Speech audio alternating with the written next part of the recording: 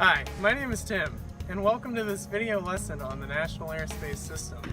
Our airspace is divided to separate certain types of traffic from each other. It's important to understand how our airspace is divided when going on a cross-country flight, especially before your first solo cross-country flight. So let's look more on how our airspace is actually set up. For time purposes, we're just going to focus on the different classes of airspace. So our airspace is divided into different classes in order to separate certain densities and types of aircraft in different areas. First, let's look at Class Alpha airspace, which starts at 18,000 feet MSL, extending up to and including flight level 600, which is 60,000 feet. Typically, these are the altitudes where your airliners and corporate jets are going to be cruising at. When flying in Class Alpha airspace, you must be on an IFR flight plan, which means you must have an instrument rating.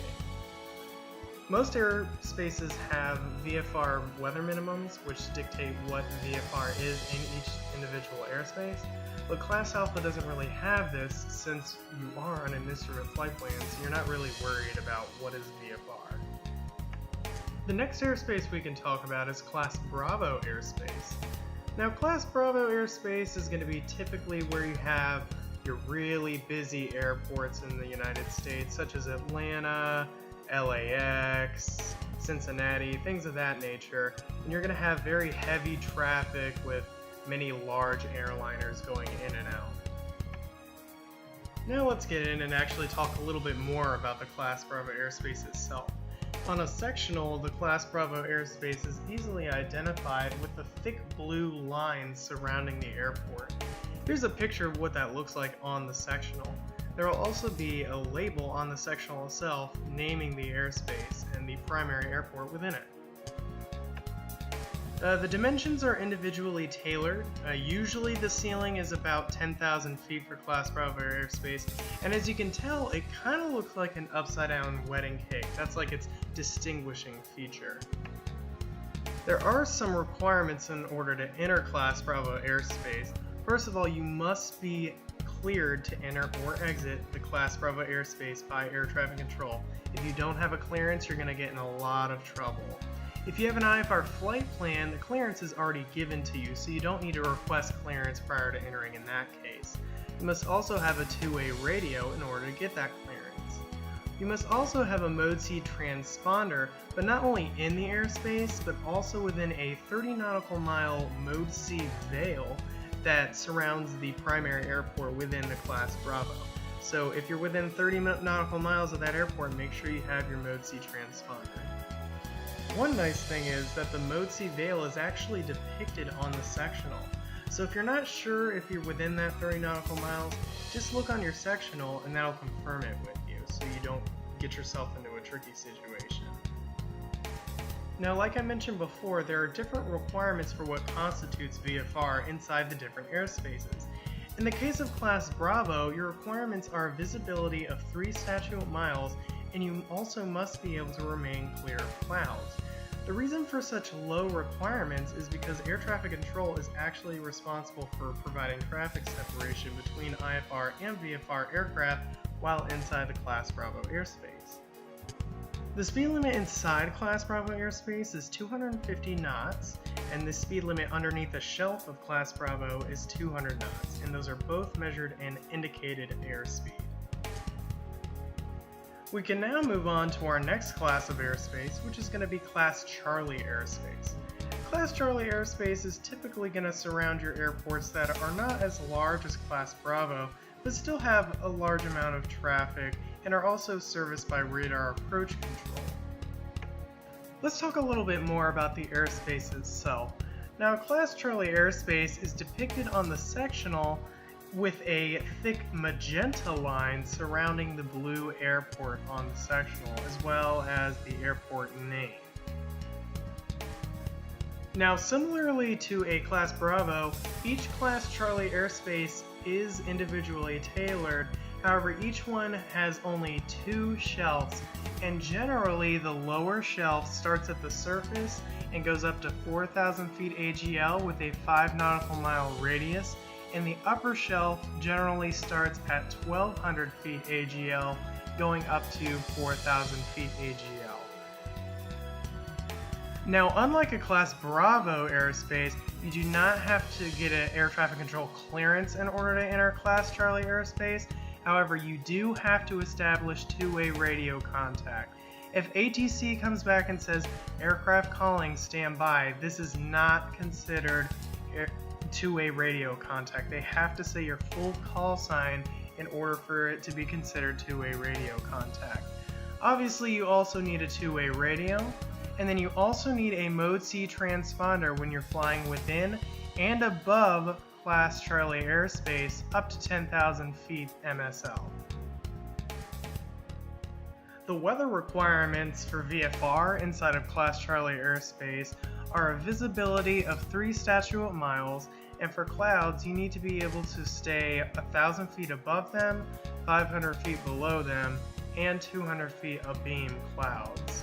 Now, an easy way to remember this that I have used is just by remembering Cessna 152.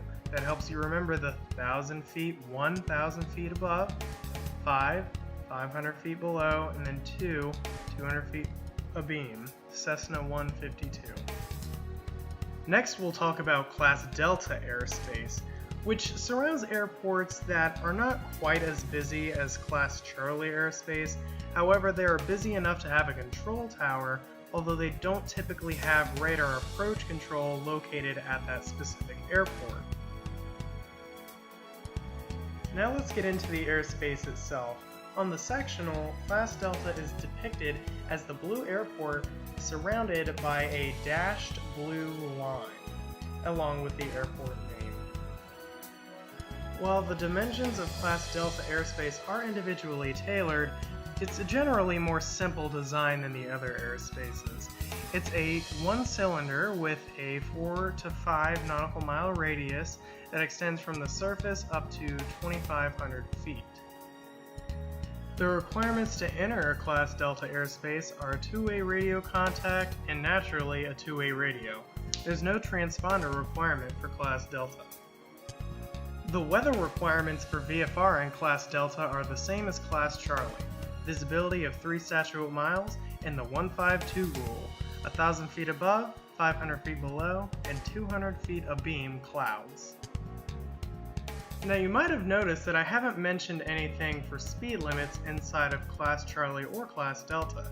That's because there's no specific speed limit strictly inside the airspaces themselves. However, FAR Part 91.117b states, unless otherwise authorized by air traffic control, no person may operate an aircraft at or below 2,500 feet AGL within 4 nautical miles of the primary airport of a Class Charlie or Delta airspace area at an indicated airspeed of more than 200 knots. You might notice that that sounds an awful lot like the dimensions of Class Delta airspace. So basically, there are not any specific speed limits inside the airspace. You just have to make sure that you don't break the speed limit below 2,500 feet and within 4 nautical miles of the primary airport, which is 200 knots. Next, we'll talk about Class Echo airspace, which is controlled airspace that serves en-route and terminal purposes. Now, Class Echo airspace technically starts at 14,500 feet MSL, except where it's depicted with blue shading. Now, the interesting thing is, the vast majority of the United States falls under this blue shading. If you were able to put all the sectionals together, you would actually see that it looks like the entire United States is surrounded by this blue shading. There are only a few areas out west where the shading actually goes outwards to indicate that within that airspace, air traffic control cannot provide radar services to you. Now, inside this blue line, like we said, is going to be where Class Echo airspace actually begins at 1,200 feet AGL. And like we said, this is the vast majority of the United States is where this occurs. However, there are also areas that are depicted by magenta lines that look pretty much like the blue lines, they're just a different color, that signify that within those areas, Class Echo actually begins at 700 feet AGL. This usually coincides with an instrument approach. There are also areas on the sectional depicted by magenta dashed lines surrounding airports that indicates that Class Echo actually begins at the surface. These airports don't typically have control towers, but for whatever reason, the FAA decided that they want a controlled airspace to begin at the surface at those locations. Now, there are VFR requirements for Class Echo, but they're divided into two sections. First, above 10,000 feet, the visibility requirements are going to be 5 statute miles, and you have to be able to maintain 1,000 feet above, 1,000 feet below, and 1 statute mile abeam of cloud. Below 10,000 feet, the visibility requirement drops to 3 statute miles, and you need to be able to maintain the 152 rule. It'll make sense in a moment why there are more strict requirements above 10,000 feet. Now, the reason that the weather requirements are more strict above 10,000 feet is because below 10,000 feet there's a speed limit of 250 knots in Class Echo airspace. Finally, we can talk about Class Golf airspace, which is all uncontrolled airspace below Class Echo, which is not Bravo, Charlie, or Delta. Like I just said, it's uncontrolled, so it is not under the jurisdiction of ATC.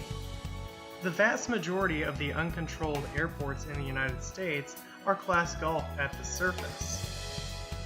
These are the airports where most general aviation activity takes place. Class Golf airspace does have weather requirements for VFR, but they change depending on where you're actually located. If you're above 10,000 feet MSL, then the requirements are the same as if you were in Class Echo above 10,000. Visibility of 5 statute miles, and 1,000 feet above, 1,000 feet below, and 1 statute mile abeam of clouds. Pretty simple. Now this is where things can get a little bit tricky. If you are above 1,200 feet AGL but below 10,000 feet MSL, then during the day, VFR requirements are 1 statute mile, and 1,000 feet above, 500 feet below, and 200 feet abeam clouds. At night, the visibility ups to 3 statute miles and stays at the 152 rule. Finally, if you're below 1,200 feet AGL, so you're really in Gulf airspace, during the day, you only have to meet 1 statute miles of visibility, and you only have to be clear of clouds.